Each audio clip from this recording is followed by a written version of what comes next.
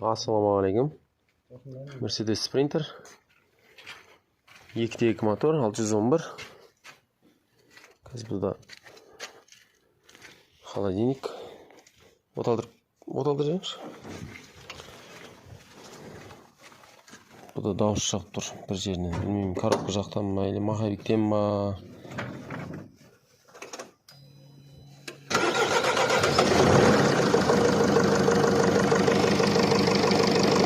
Gaz basınca.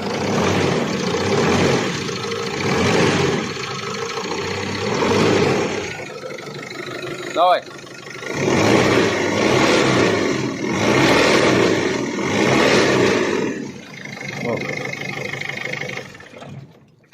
Жестко бір дауыс шығып тұр. Бірінші коробканы шешіп көрейік. Коробка жақ маховикті көрейік. Может, коробкадан да болуы мүмкін. Точно білмеймін, бірақ шешіп көрейік. Стук болатын болса мотор басқаша дауыс шығады, негізі тақ деп ше. Көрейік. Коробканы шешіп көрейін. Коробкасын шешіп алдым. Корзинасы, передо. Корзинасы жақсы вроде. Несі, маховигі. Енді сәл бар, бірақ маховиктен емес ау. Қазір коробканың коробка. Қазір оталдырып көрейінші. Мынада люфт бар негізі. Бұл ішінде бұлай ойнамау керек.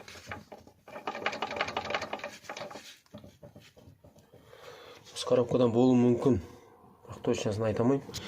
Қазір оталдырып көрейікші дауысын. Может, басқа жерінен ма. Оталдырайын.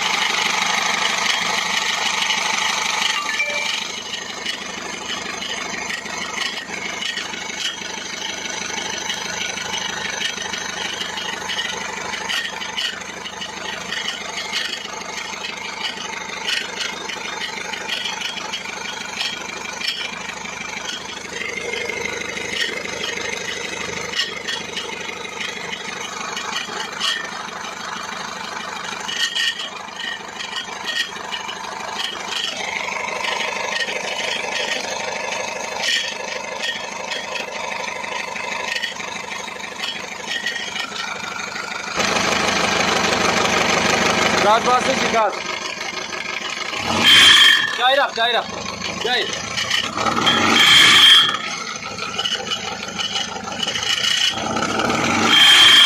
Oldu. Болды. Маховик ау деймін.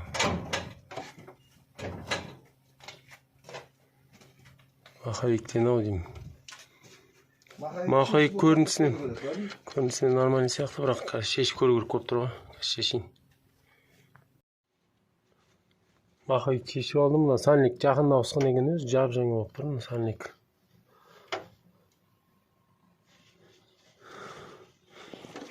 Дауысы неден егені. Бұлай маховиктің көрінісінен нормальный сияқты да.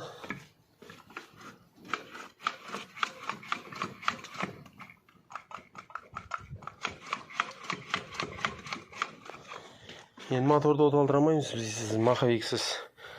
Бұған енді басқа маховик сап көру керек. Если маховиктен болмайтын болса, мотордан болады. Дауысын білу қиын болып тұр негізі. Подшипник шашылмаған, енді жағына шашылмаған болса пружиналар. Нормально сияқты. Басқа маховик тауып келсек, көреміз, соны салып көрейік.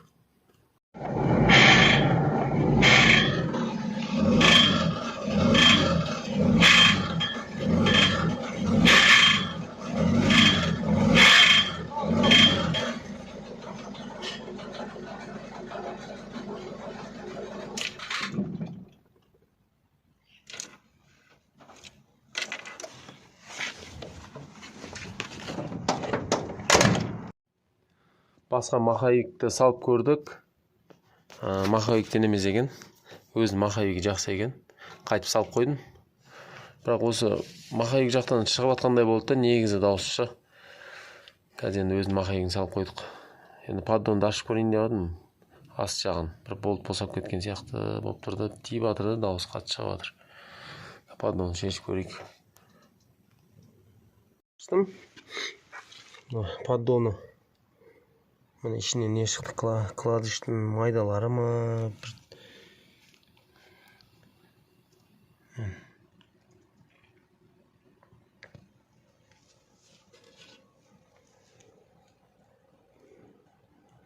Ішінен бұндай нәрсе шыққан жақсы нәрсе емес бұл. Жақсы емес қой бұл. Өзі герметик ашылған екен да, герметик.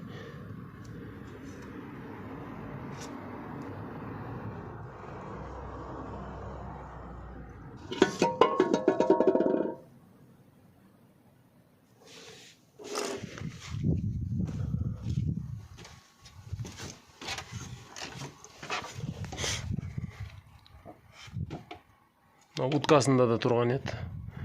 Бұл енді насосын шешіп, клатчтарды көру керек қой, ашып.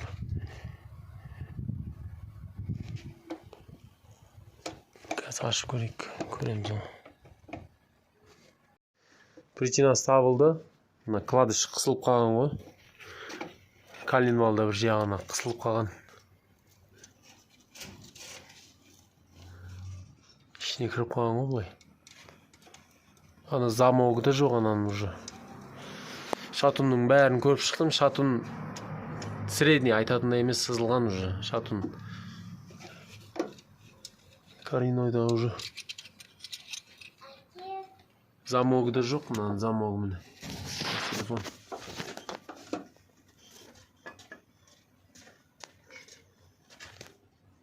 Көрінбей тұр ма телефонда жақсы?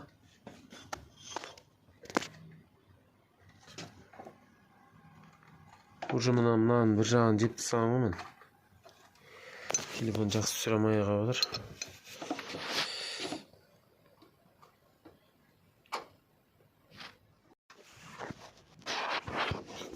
Но. Так.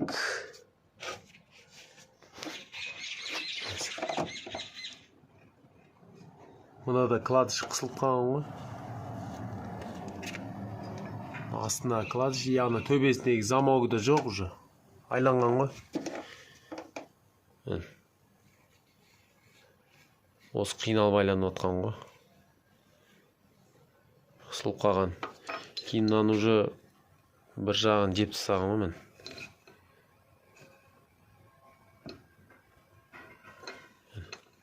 Кәдімгідей.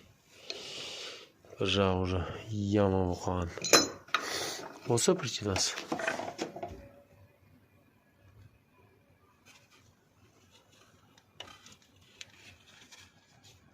Білмеймін, егесін айтамыз енді, коленвал. Коленвал негіз жүрі.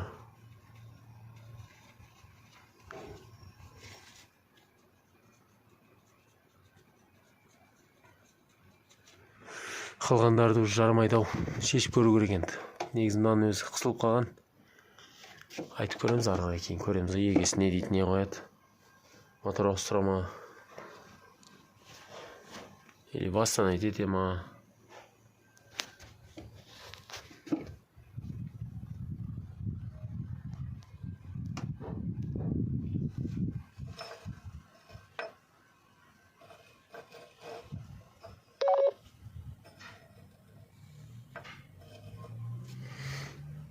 Мынаны да шештім. Так, үшіншісі. Екіншісі.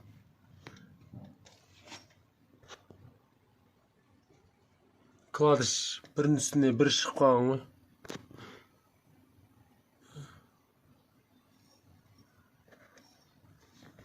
Мына жерде кладыш. Екеуі бірге қосылып қалған мен.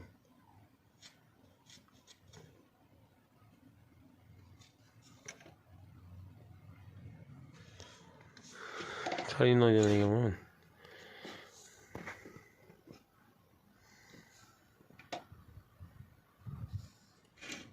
Износ. коленвалды жарамайды мұның уж.